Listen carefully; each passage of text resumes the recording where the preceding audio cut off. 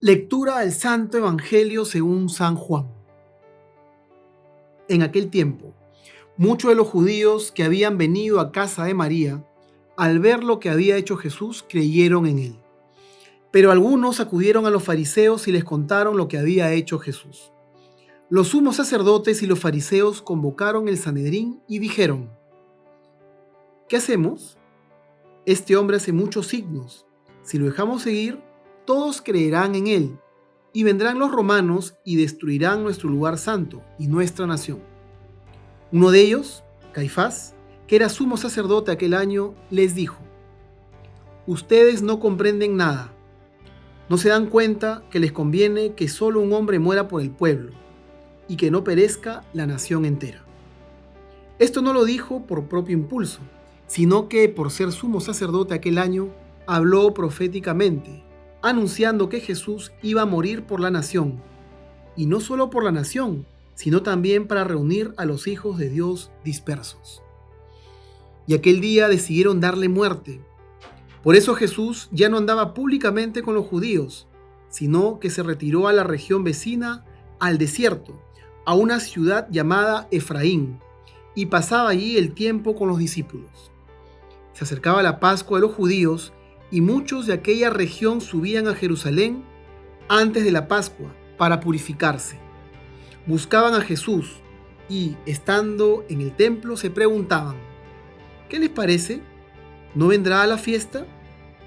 Los sumos sacerdotes y fariseos habían dado órdenes de que si alguno conocía el lugar donde él se encontraba, les avisara para detenerlo. Palabra del Señor. Gloria a ti, Señor Jesús. Mañana se celebra el Domingo de Ramos, día en la cual la Iglesia Universal entra en la Semana Santa. Y en este sábado quinto de Cuaresma, el Evangelio nos presenta cómo los judíos decidieron matar a Jesús.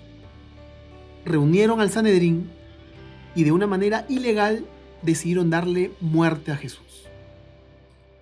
Obviamente, Jesucristo, antes de esa escena, había resucitado a Lázaro.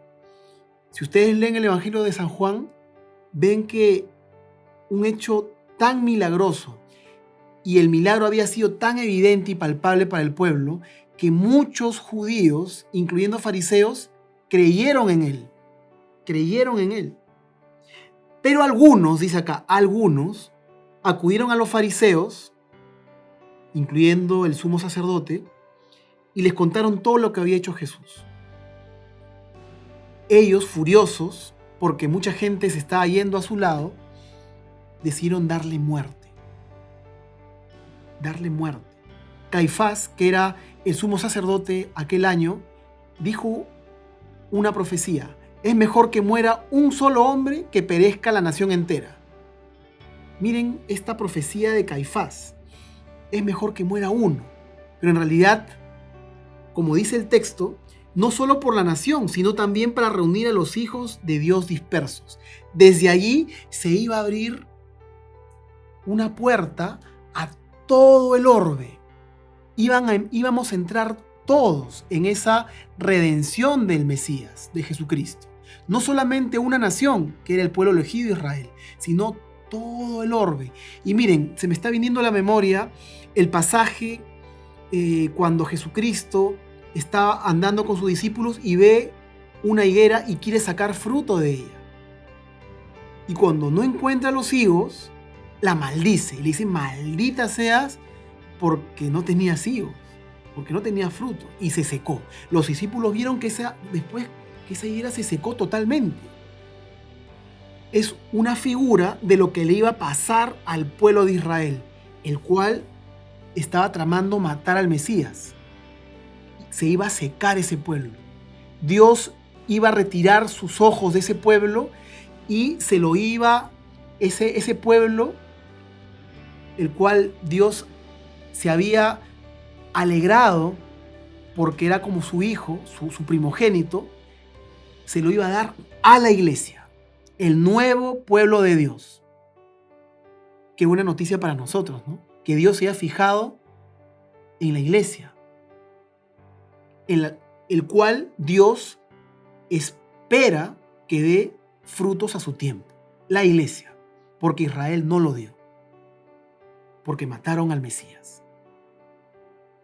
Es para meditarlo. Otro punto que a mí me llama la atención mucho es que Jesús ya no andaba públicamente con los judíos, sino que se retiró a la región vecina, al desierto, a una ciudad llamada Efraín, y pasaba allí el tiempo con los discípulos. Quizás a ti no te llame mucho la atención, pero miren, Jesucristo se había retirado no porque era un cobarde y no quería morir, sino que estaba esperando su hora. Estaba esperando su hora establecida por su Padre, el momento que tenía que redimir al género humano.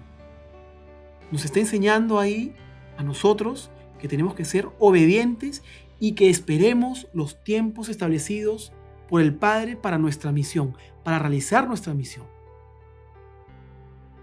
Jesucristo, vuelvo a repetirles, no se había ido porque tenía miedo.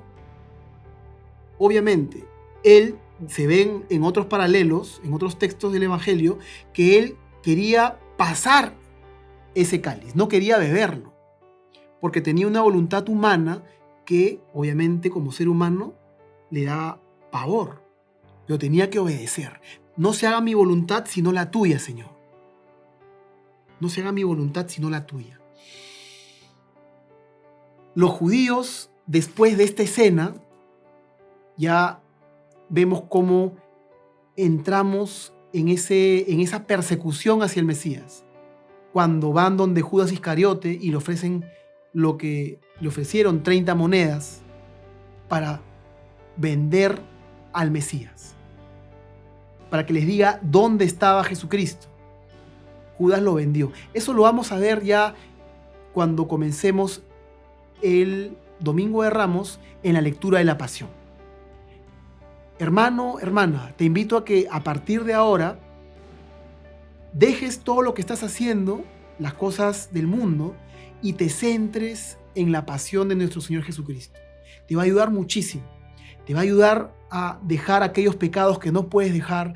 Te va a ayudar a interiorizar más en tu vida espiritual, a tener una relación más fuerte con el Señor cuando te des cuenta que Él nos ha redimido, que Él ha muerto por tus pecados. Que el Señor te bendiga.